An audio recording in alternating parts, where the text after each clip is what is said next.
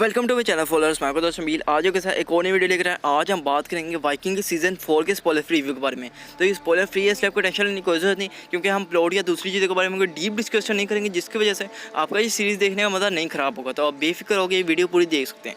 तो पूरा वीडियो देखिएगा, शुरू करते हैं। तो सबसे पहले एक स्पॉइलर वार्निंग, क्योंकि जिन्होंने अभी तक सीज़न 3 तक सीरीज़ को नहीं देखा, वाइकिंग की सीरीज़ को सीज़न 3 तक नहीं देखा, उनके लिए काफ़ी सारे स्पॉयलर्स हैं इस वीडियो में। तो पहले सीज़न 3 तक देख लीजिए, उसके बाद इस वीडियो को देख सकते हैं। तो आखिरी स्पॉइलर वार्निंग, वीडियो शुरू करते हैं। तो सीज़न 4 पिछले सीज़न से बहुत ज़्यादा डिफरेंट है, और डिफरेंट इसमें मेन जो डिफरेंट है, जिस पे सारा का सारा सीज़न 4 डिपेंडेंट है, वो है इसके एपिसोड की तादाद। जी हाँ, इसके एपिसोड की तादाद जो है 20 है, मतलब 20 एपिसोड हैं सीज़न 4 में, जिसकी वजह से काफ़ी कन्फ्यूजन, काफ़ी डिस्टर्बेंस और काफ़ी टाइम वेस्टिंग भी होता है। जिसकी वजह से इस सीज़न 4 को हम 2 हिस्सों में डिवाइड कर देते हैं, या फिर आप कह सकते हैं सीज़न 4 को 2 मिनी सीजन्स में डिवाइड कर देते हैं। पहला हाफ जो होता है, मतलब एक हिस्सा जो होता है, वो एपिसोड 1 से लेके एपिसोड 10 के हाफ तक होता है, जहाँ पे हमें दिखाया जाता है सीज़न 3 के बाद की स्टोरी।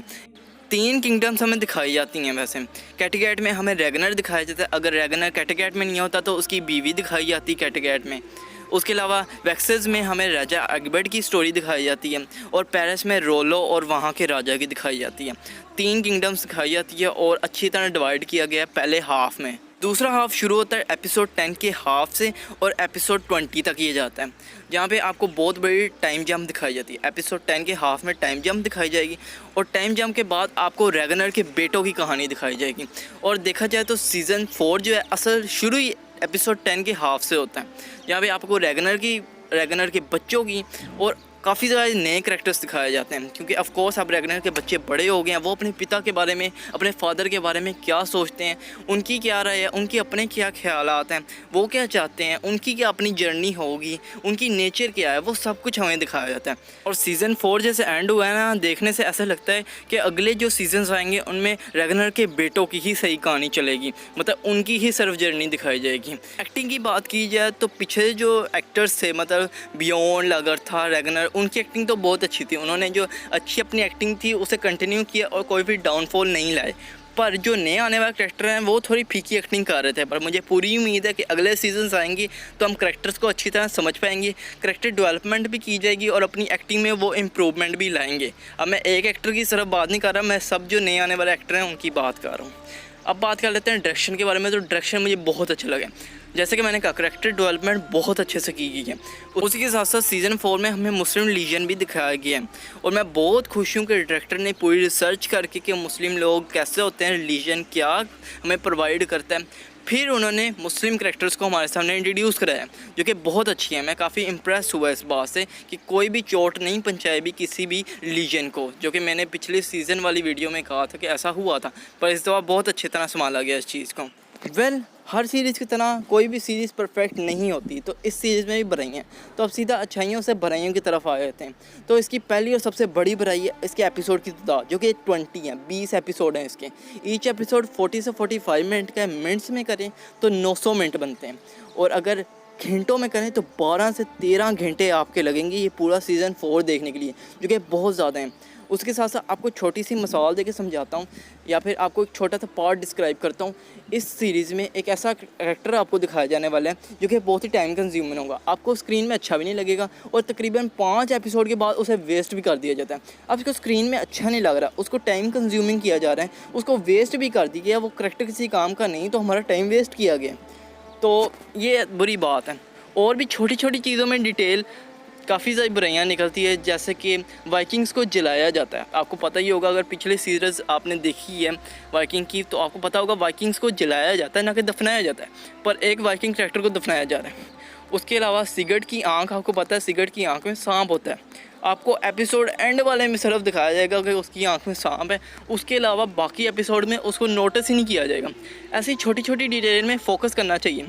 और एक और जो बुरी बात मुझे लगी है आर रेटेड के मामले में, आपको पता है पिछले सीजन में खून खराबा जब दिखाया जाता है तो बहुत ही मज़ा आता है, मतलब जो लाशें, खून खराबा, कटे हुए सर, तो बहुत ही मज़ा आता है। पर इस सीज़न में कुछ खून खराबे वाले सीन्स को ब्लर कर दी गए, जो कि बहुत वियर्ड लगता है स्क्रीन में, कि सारी स्क्रीन HD सही है और एक छोटा हिस्सा ब्लर हुआ हुआ है, तो बहुत ही अजीब लगता है। उसी के साथ साथ एक ऐसा करेक्टर जिसने अपनी कभी पर्सनैलिटी नहीं बदली, किसी के लिए चेंज नहीं हुआ, वो अपनी ज़िद में अटका रहता है, वो खून खराबा चाहता होता है, वो अब इतना अच्छा हो गया। तो ऐसी कुछ छोटी छोटी डिटेल पे फोकस करना चाहिए था, तो वो किया नहीं, जिसकी वजह से थोड़ा अजीब लगता है, वियर्ड लगती है, इरिटेटिंग लगती है इस सीरीज़ का सीज़न 4। फिर भी इसको काफ़ी अच्छी तरह रेटिंग मिली है। रोटन टमाटो की बात की जाए तो 92% इसे मिली है। काफ़ी ज़्यादा फैंस गुस्सा भी थे, मैंने ज़रा रिव्यू वगैरह देखे तो इसकी एपिसोड की तादाद से ज़्यादा लोग गुस्सा थे। और छोटी छोटी डिटेल में ही फोकस करना चाहिए, अगले सीजन्स के लिए रिकमेंडेशन है मेरी तरफ से, आपने भी नोटिस की हो शायद।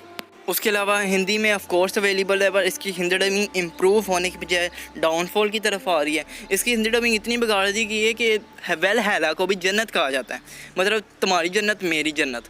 तुम वेल हैला नहीं कह सकते, क्या क्या मुश्किल है ये समझने के लिए फैंस को।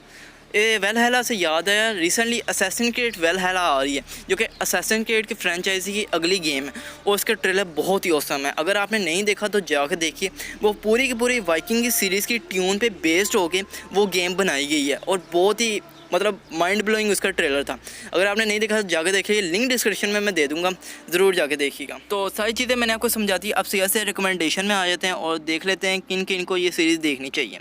ऑफकोर्स जो इसके फैंस हैं वो तो अब तक ये सीरीज़ देख भी चुके होंगे, क्योंकि बहुत ही कमाल की सीरीज़ है और फैंस को तो वेट नहीं होगा। और अगर दूसरे लोगों की बात की जाए तो देखा जाए तो इस सीरीज़ में अब LGBT करैक्टर भी इंट्रोड्यूस किए जा रहे हैं, मतलब लेस्बियंस के और इस तरह के करैक्टर, जिसकी वजह से ये थोड़ा डाउनफॉल आ जाता है कि हर कोई इसको नहीं देख सकता। पर एडवांटेज ये है कि इसमें न्यूडिटी और सेक्सुअलिटी नहीं दिखाएगी, जिसकी वजह से आप भाइयों के साथ एंजॉय कर सकते हैं। क्योंकि गेम ऑफ थ्रोन के केस में ये था कि उसमें न्यूडिटी बहुत ज़्यादा दिखाई जाती थी कि आपको अकेले बैठ के कोई नुकरे गुट्ठे में बैठ के बंद होकर देखनी पड़ती थी कि आई मीन कोई देखना ले कि मैं क्या देख रहा हूँ। तो पर इसका ये है कि आपको इशारों में समझा दिया जाता है ये करैक्टर कौन है, आपको साफ साफ सब कुछ नहीं दिखाया जाता। तो आप भाइयों के साथ ये सीरीज़ एंजॉय कर सकते हैं स्किप करके कुछ सीन, पर फैमिली के साथ या सिस्टर के साथ देखना कोई अच्छी चॉइस नहीं है। पर मैं हाईली रिकमेंड करूँगा कि आप अकेले में देखें तो काफ़ी ज़्यादा एंजॉय कर सकते हैं। उसी के साथ साथ मिनिमम एज 16 है। तो ये मैं क्यों कहता हूँ, पिछली वीडियोस में भी मैंने कहा था कि अगर आप इस सीरीज़ को अच्छे समझना चाहते हैं, क्योंकि कंटेंट जो है वो अडल्ट है, तो आपको 16 मिनिमम एज होनी चाहिए, क्योंकि वो थोड़ी मैच्योरिटी वाली एज हो जाती है।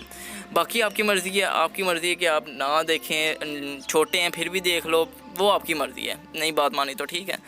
मैंने आपको सारी रिकमेंडेशन दे दी, सब कुछ समझा दिया। अब वीडियो खत्म करते हैं। अगर आपको वीडियो पसंद है लाइक कीजिए, अपने दोस्तों के साथ शेयर कीजिए, मेरे चैनल को सब्सक्राइब करके बेल आइकन दबा दीजिएगा, क्योंकि मैं रेगुलर मार्वल डीसी और दूसरी मूवी से related detail and updates regular upload करता रहता हूँ।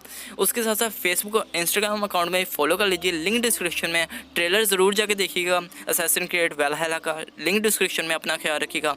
ओके, टाटा बाय बाय, अल्लाह हाफिज़।